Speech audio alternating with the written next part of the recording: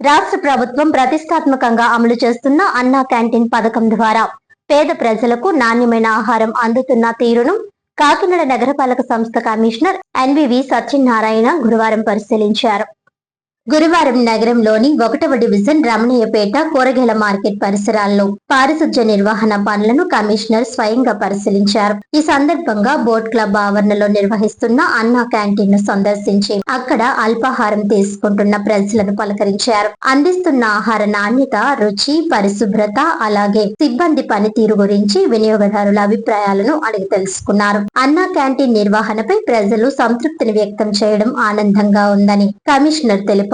ప్రభుత్వం లక్ష్యంగా పెట్టుకున్న విధంగా పేదలకు శుభ్రమైన పోషకాహారం అందించడంలో అన్నా క్యాంటీన్లు కీలక పాత్ర పోషిస్తున్నాయని ఆయన పేర్కొన్నారు. భవిష్యత్తులో కూడా ఈ సేవలను మరింత మెరుగుపరిచేందుకు చర్యలు తీసుకుంటామని అన్నారు. ఈ కార్యక్రమంలో కమిషనర్ వెంట health officer doctor Prithvi Charan, engineering అధికారులు అర్జున్, రత్నమాల తదితరులు పాల్గొన్నారు.